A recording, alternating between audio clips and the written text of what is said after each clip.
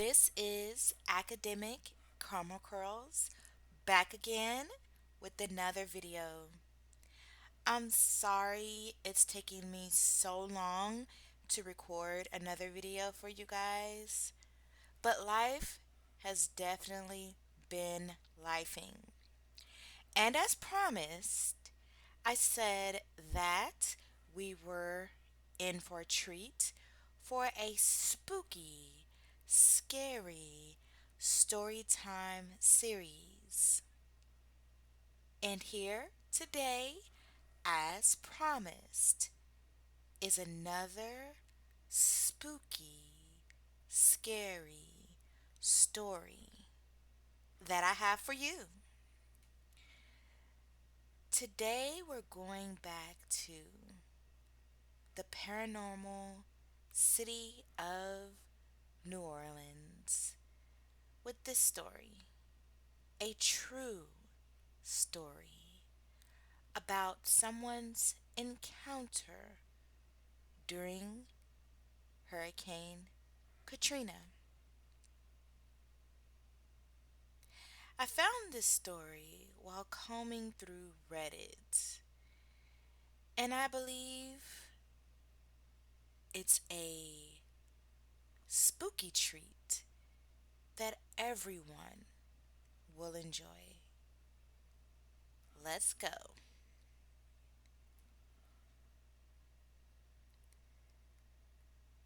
I have a medical background and a certification I rarely use, though I keep going back and paying to renew it. Anyhow, I volunteered almost immediately, thinking I would help those who have lived through Katrina. That was not the case. There were a few of us who are assigned once the water started to recede to find houses that had dead bodies in them. If you've ever had to do a body recovery when it has been lying around in the heat and the water for days, sometimes weeks at a time, then you know how it smells. It does sort of smell like any other dead carcass, but worse. I can't explain it. Maybe somehow sweeter? Somehow sweeter smelling? Anyway, the key to not vomiting when you smell them is Vicks. In and under and around the bottom of your nose. It doesn't keep all the smell out, but enough until you can at least tolerate the smell without vomiting. We had to go to each house and go inside in wading boots and look for bodies. Many of them washed out to sea, but some were still in the houses that had lived in prior to the hurricane. If we found a body, we spray painted a big X on the house, outside of the house. This other guy and I had been doing it for a while, and we got assigned each other almost every day. We got along okay, and he didn't vomit at the ones that had been gotten to, if you know what I mean. We came up to this one old shack. I say shack because it was pretty run down and in what had been a very bad neighborhood. Right away, I got chills down my spine. I knew there was something really wrong. Not like find a body kind of wrong, but chilling kind of wrong.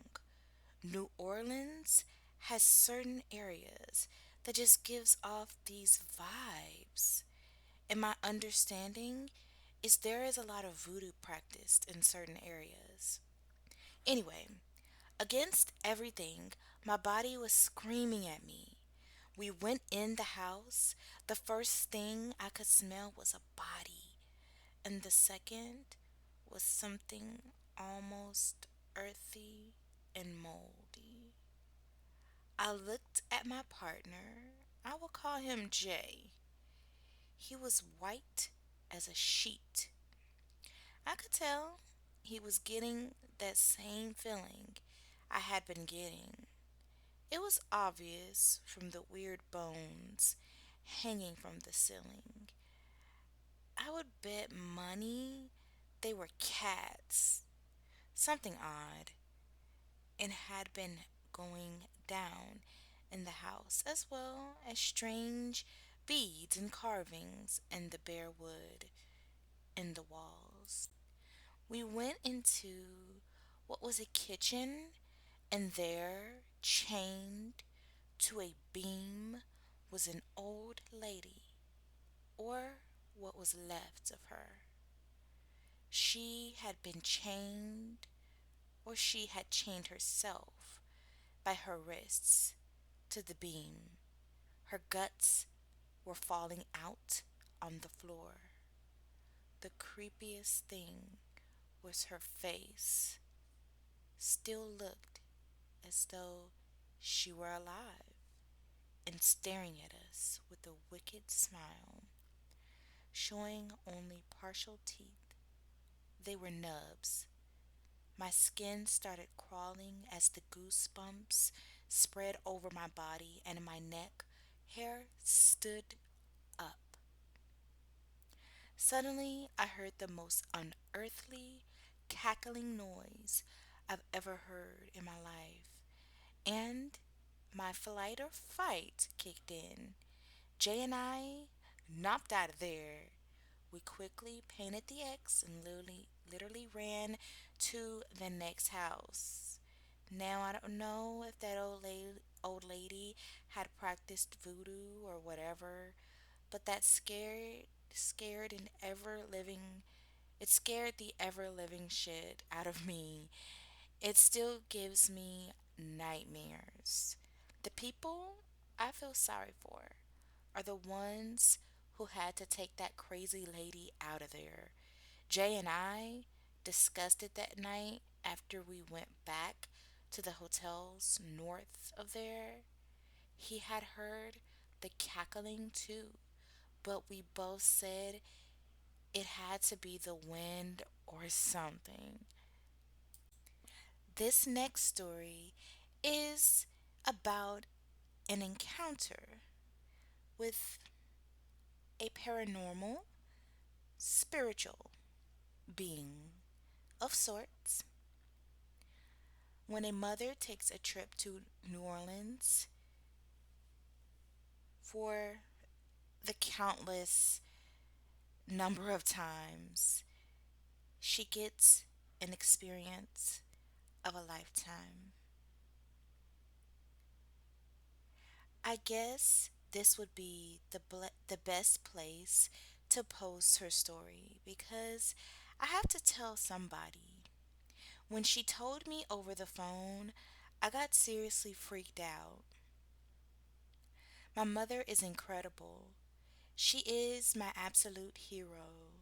She is kind, loving, generous, wise, just everything I could ever hope to be. Seriously, I want the world to know her. She is truly amazing. My best friend. She's going through a hard time with my dad right now. They're talking about divorce, so she needed to go let loose. This past weekend, she finally got to enjoy a weekend for herself with a friend of hers, Christine, in New Orleans. I live 2,000 miles away. I miss her so much. I would have gone with them if it weren't for that fact. My mom is no stranger to New Orleans. She lives in Florida, in a town only about 3 hours away. So her and my dad go quite often. So she knows about all the stories about huntings that occur there. She's never really been into the paranormal, nor nor have I, for that matter. She's had some weird things happen before, but nothing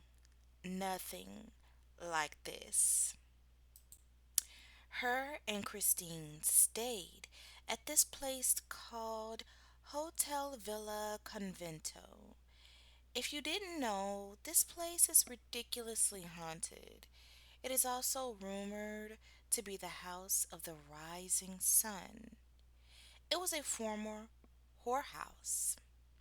So they live it up in New Orleans, have a blast, and then at around 11:30 decide they're tired and go back to the hotel and get ready for bed.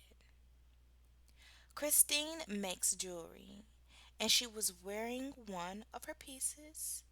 It's like a long piece of thin leather with pearls incorporated in that you gotta like wrap around your neck. She takes off the necklace and puts it on the right nightstand next to her bed. There is nothing else on the nightstand. Nothing. They go to bed. Next morning, they get up and leave the hotel for another fun filled day in NOLA. Christine didn't touch the necklace. It was still in the same place she left it in the night before. When they arrived back at the hotel later, something weird has happened. Christine goes to pick up her necklace, and my mom hears her say, "Ew!" My mom, of course, says, "What?" And Christine says, "There's some crap all over my necklace." Curious, my mom walks over to examine. Guys, my mom said it was unlike any substance she's ever felt before. It was just this weird matter. It wasn't goopy, not greasy, not slimy, just stuff. She couldn't even explain it. She said it would not wash off the necklace. This really freaked them out. So Christine put the necklace in a Ziploc bag. They just finished their weekend in New Orleans and came home. I guess Christine was still freaked out about the necklace and had a bad feeling about it. So the night after they got home, Christine flung the Ziploc bag with the necklace in it out of the house into the backyard, wanting to get it out of her house. The next morning, my mom gets a text from Christine. I guess her husband woke up the next morning and went out back, then ran in the house and woke Christine up to come out back to see. The Ziploc bag was covered with flies. My blood turned icy after she finished her story. She had another really weird experience that involved a knocking on the bathroom door, but the necklace story really freaked me out. My mom said it was as if the ghost or whatever picked up the necklace to admire how pretty it was, then put it back down, leaving this ectoplasm all over it. Who knows? I guess you can say it's just another day or another night in the world of the paranormal and strange encounters. I hope you broaden your horizons, expand your thinking, and uncover new ways for you, yes, you, to be an even better version of you than you were yesterday. Bye.